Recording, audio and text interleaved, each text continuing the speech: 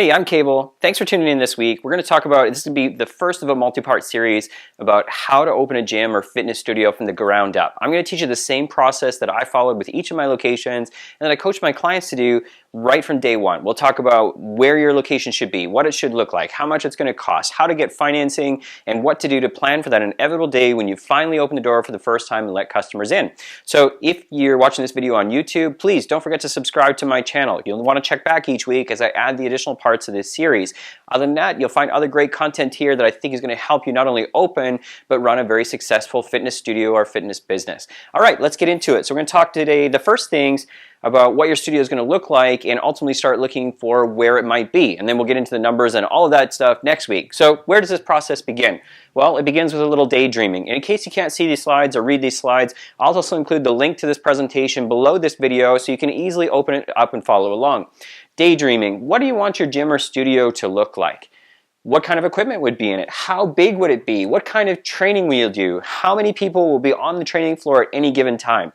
Don't forget to count additional trainers if you're doing one-on-one or small group and would run multiple groups at a time. Do you need change rooms? How big of change rooms do you need? Do you need showers? Now, you don't need to know this stuff exactly because when we get to the stage, we'll hire a draftsman who's going to lay it out for us based on your local building codes, and they'll identify some of these things for you. But for now, you just need to kind of write down everything that you could think of that would be in your perfect gym. Some other things. Do you need meeting rooms? If you need offices, how many offices will you need? Don't forget that you're going to need space for things like storage. Will you have cardio equipment or things like rowing machines that when they're used will take up a certain amount of space and then need to be stored and out of the way later when you're running other training? I don't know. Maybe you will, maybe you won't. Don't forget, you also need to have a bit of a lunchroom or hangout area for you and your team because work isn't a fun place to hang out if it's all about work and there's really no place for us to just chill out, regroup, or relax for a few minutes. That gets us in the right frame of mind to be successful and run a great business. Once you got a little daydreaming done, we need to think about where you are in your city. Where do you live? Where would you want your gym to be? Now I know this may sound silly because probably in your city, like many, there are certain spots that you go to or would like to see your business in that big shiny building on a certain place or whatever. But that may or may not be the right place for your business. Our businesses typically don't need to be highly visible locations, or at least in my experience, it's never worth paying for that visibility. It's good to be 1 or 2 blocks off the beaten path and save 20, 30, sometimes even more, 20 to 30% in your rent or leasing costs just by being a place that people will go to. If we're not highly visible, we are a destination. Now, there is something to be said about being in high traffic areas. You know, if you're close to a grocery store or drugstore or major shopping center, places that a lot of people are going to on a regular basis will certainly be appeal to bring them to your business. But for the most part, if we are conveniently located a few minutes from many people's homes, that will be good enough. So, where would you like to be? If you could be anywhere in your city, where would you like to be? And then here's the big hint. Think about your own lifestyle, your own convenience, because you're the person that's going to spend the most time there, especially in the early days. So make sure that this is convenient for you. If it's a 1-hour commute each day or more, I'm sure that it's not going to be something that you're going to be too excited to do for many years to come. And you are the most important person. So make sure that this place is going to be conveniently located for you. Where would you like it to be? What best suits your lifestyle? Now, one of the next things to ask is how big of a space will you need? I think there's many reports out there on the internet that talk about the most profitable spaces for personal training studios being somewhere between 1,000 and 2,000 square feet, which is really a great space to start in, especially from keeping your operating costs low. But the one thing I will say about that is don't sign too long of a lease. Okay, 3 years would certainly be ideal for a small space like that. On the outside, 5, because if things go well, chances are you're going to outgrow it. My own personal preference, somewhere between 2,000 and 3,000 square feet is my favorite size of space. Typically 2,500 to 2,800 is the sweet spot, which also just so happens to be many light industrial or industrial type business or off the beaten path box places you're going to find within that range. Just happens to be my favorite footprint. So we'll talk more about that later. But where would you want it to be and how big of a space would you like? Now we can actually start filling in some of the gaps and getting a sense of what is it going to be like to actually open the studio. Sites like loopnet.com, and I forget what the Canadian one is. Actually, I think LoopNet has both property listings for both US and Canada and probably other places as well. I believe they're international. A local call to a commercial realtor will probably direct you to another site. I think actually in Canada, the realtor.ca app does show commercial properties. But the bottom line is just use sites like LoopNet to get a sense of what spaces, the size that we've picked in your city might cost. Not what they're going to cost, but what they might cost. Okay, Loop.net, you might get lucky and find a space within your kind of area that you're looking for, and you know, you might be able to find some suitable spaces on there, but most importantly, what we're really looking for right now is just a basic frame of reference of if I'm looking for a space, roughly 1,000 to 2,000 square feet or up to 3,000 for this type of business, what are some of the cost or desired listing amounts out there in your city? Okay, my favorite sweet spot is typically in North America about $15 to $25 a square foot. That's speaking in annual terms, including CAM or triple net. Higher prices totally can work. Just, you know, that's kind of what I find the average to be. That is a really successful kind of I don't know, a successful range to be in. So that 15 to 25 all in, that's based on annual listings. So if you're in places like California, I know you guys think monthly, which is more like $1.50 to $2.50 a square foot, I believe. So Loop.net, we're just going to look for sizes and kind of basic costs. And then here's the next task I want you to do.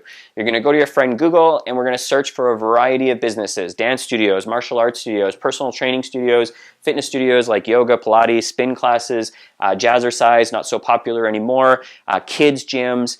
Look for these businesses and look to see if any of them are kind of located in your desired region. Are there any addresses that kind of fall within that bubble of where you would like your business to be? A couple of things about these types of businesses. Number one, where they are, you can typically afford to be because they have a similar footprint and business use as us, and similar in terms of operating costs. Their footprint works well for us. So there's quite often wherever they are, you can afford to be.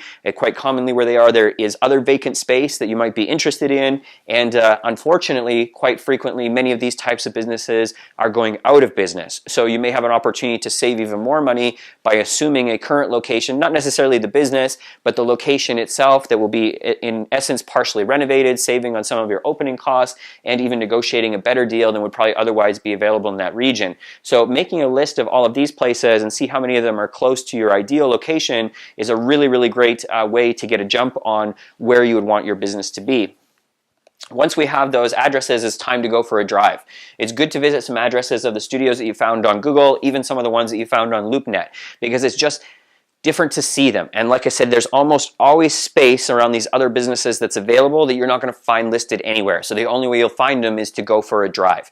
Visit some of these addresses and just spend a little time there. If you can, if there's other fitness businesses, even attend a class or camp or training session or whatever it is there to get a feel for what the community is like.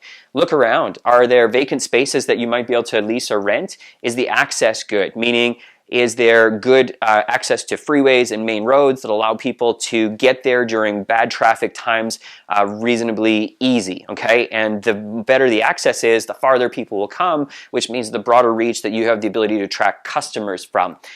This is a really important one because we typically do like those places that are a little bit off the beaten path. Is how does it feel, right? Does it, you know, I personally like places with at least a 9-foot ceiling. I like to have at least one side of the building with big windows to let in some natural light. Those things are very important to me.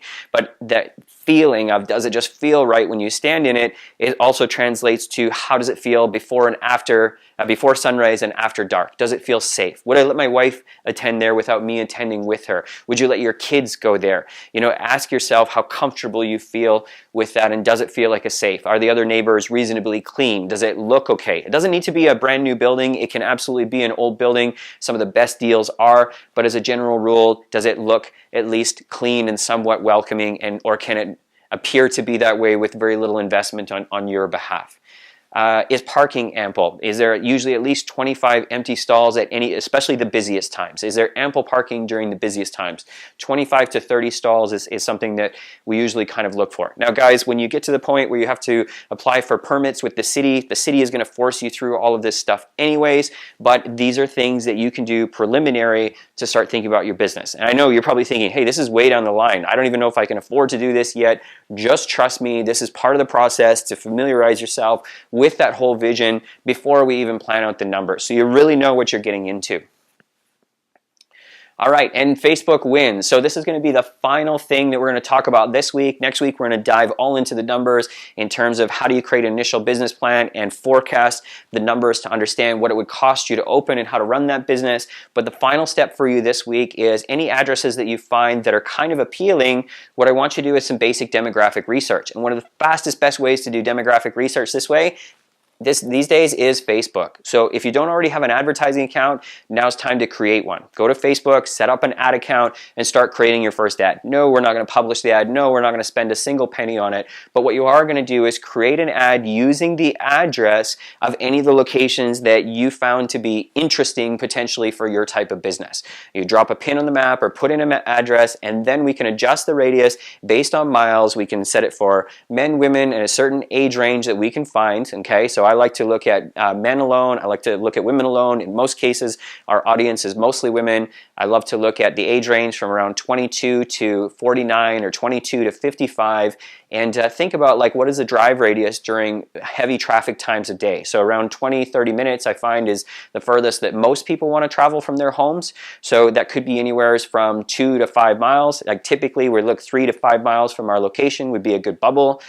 Don't forget to adjust it to people that live in this location, and if only English speaking might be relevant, check these settings. The point is that instantly Facebook will spit out an audience size. They will tell you approximately how many men or women in that age range are within that geographic radius, which is a really great indication for the viability of our business.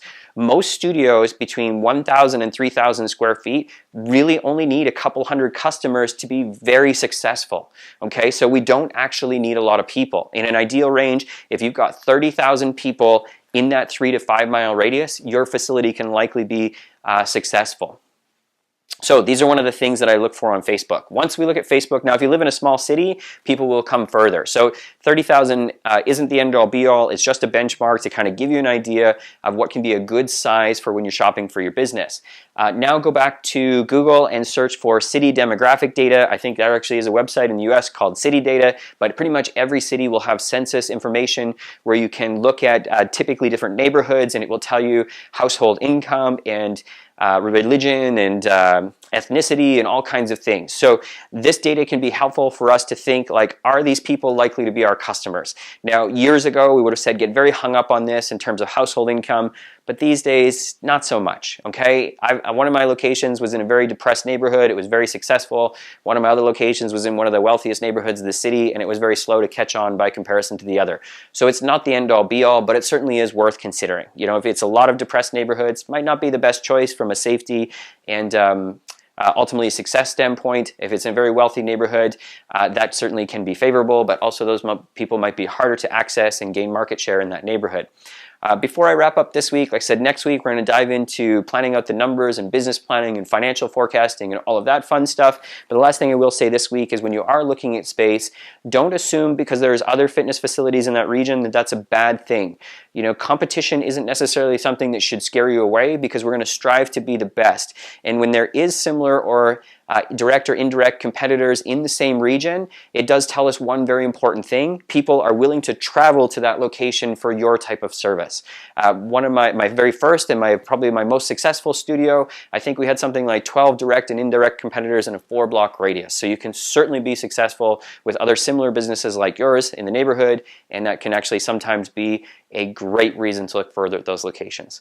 Okay, hopefully this video was a helpful starting place for you in opening your fitness studio or gym business. I do hope you'll subscribe. Please feel free to comment below, ask questions. Next week will be part 2. We'll dive into financial forecasting, figuring out your build-out costs, and those kinds of things as we get further into this journey of how to start your own gym or fitness business. All right, thank you. I'm Cable. I'll talk to you next week.